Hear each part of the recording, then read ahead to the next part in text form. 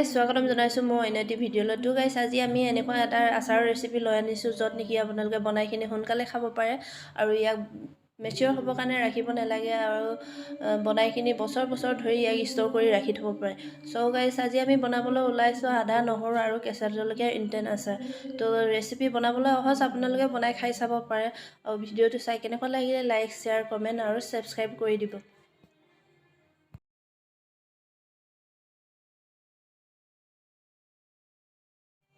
তো ভিডিঅ'টো শেষলৈকে চাই থাকিব আৰু এতিয়া বনাবলৈ আৰম্ভ কৰোঁ বলক। আদা নহৰু ধুই লোৱা হৈছে, বাকলিখিনি গুচাইখিনি এনেকৈ গুচাই লৈছোঁ। অকণমান টান চাই আদাখিনি লৈছোঁ, তেতিয়া ভাল হৈ থাকে আচাৰ। আৰু নহৰুখিনি গুচোৱা হ'ল, জলকীয়াখিনি ধুই থৈছোঁ। টাৰিখিনি নাই গুচোৱা, ধুইখিনি শুকোৱাৰ পাছতে মই টাৰিখিনি গুচাম, কাৰণ ভিতৰলৈ পানী সোমাই যাব পাৰে, সেইটো কাৰণে মই এতিয়ালৈকে গুচোৱা নাই। এইটো এটা ফেনত বা ৰ'দত শুকুৱাই ল'ম, তাৰপাছতে টাৰিকেইটা গুচাম। তো ভিডিঅ'টো শেষলৈকে চাই থাকক। এইখিনি শুকোৱা হৈ গৈছে, মই ফেনতে শুকুৱাইছোঁ কাৰণ বৰষুণ দি আছে আমাৰ এইফালে, সেইটো কাৰণে মই ফেনতে শুকুৱালোঁ, ৰ'দ নাই দিয়া। আৰু এইফালে জলকীয়াখিনি মই ঠাৰি গুচাই দিলোঁ, শুকাই গ'ল ভালদৰে। আৰু আমি ইয়াত কিমান লৈছোঁ আমি জানি লওঁ এতিয়া। 100 গ্ৰাম আদা লৈছোঁ, ভাল চাই অকণমান টান চাই ল'ব লাগে, কাৰণ টান চাই ল'লে মানে আচাৰখিনি বেয়া হৈ নাযায়, ভাল হৈ থাকে। আৰু এইফালে নহৰু লৈছোঁ 150 গ্ৰাম, বাকলি গুচাই ভালদৰে ধুইখিনি মই শুকুৱাই লৈছোঁ। আৰু এইফালে 50 গ্ৰাম লৈছোঁ জলকীয়া। এতিয়া আমি এইখিনি মিক্সিত গুড়ি কৰি ল'ম।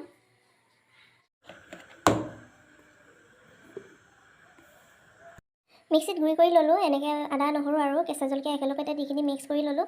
আৰু কিছুমান এনেকৈ কাটি লৈছোঁ অকণমান ডাঙৰ ডাঙৰকৈ, আৰু ইয়াত কিছুমান বস্তু দিখিনি এতিয়া মেৰিনেট কৰি থৈ ল'ম।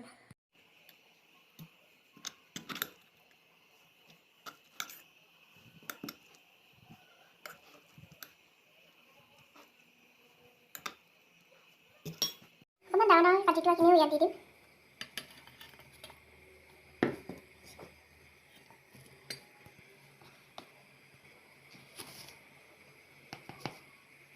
এক চামুচমান মই নিমখ দি দিছোঁ, 2 চামুচ দি দিছোঁ। আৰু ভিনেগাৰ দিছোঁ 1 চামুচ। এই মেৰিনেট কৰি থৈ ল'ম।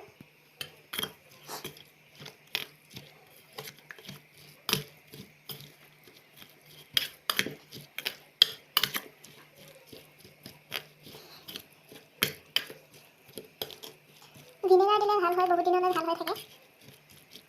এইখিনি এতিয়া 2-3 ঘণ্টালৈকে আমি মেৰিনেট কৰি ভালদৰে ঢাকি থৈ ল'ম, তেতিয়ালৈকে আমি মছলাখিনি বনাই ল'ম। এতিয়া আমি মছলা লৈছোঁ, মিঠি গুটি 1 চামুচ, জিৰা 1 চামুচ, চফ 1 চামুচ আৰু ধনিয়া 1 চামুচ দিছোঁ।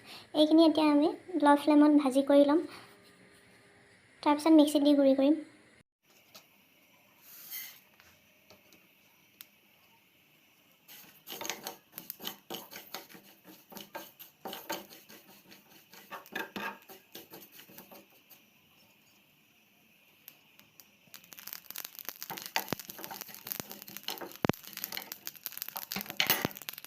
এইখিনি এতিয়া অকণমান ঠাণ্ডা হ'বলৈ দিখিনি মিক্সিত গুড়ি কৰিম।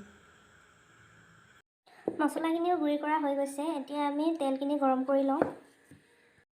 মছলা ভাজি কৰা কেৰাহীটোতে মই তেলটো গৰম কৰি লৈছোঁ।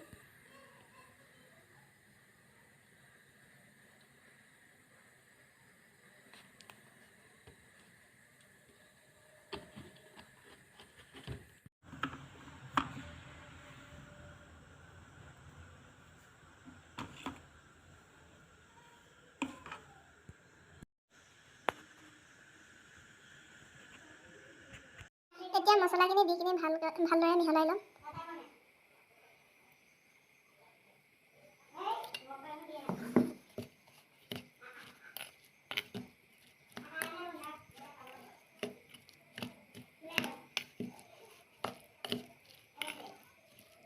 তেলখিনি অকণমান দি কিনে মিক্স কৰি ল'ম, পাছত বৈয়ামত ভৰোৱাৰ পিছত দি দিম তেলখিনি।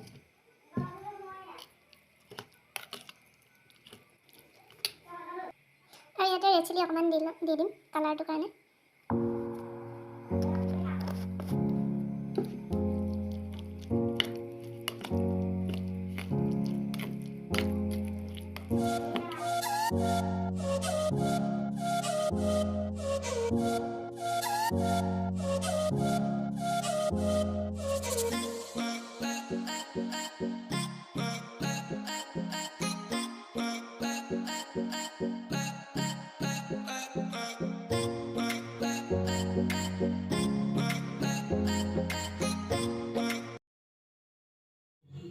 তো গাইছ আচাৰ বনাই ৰেডি।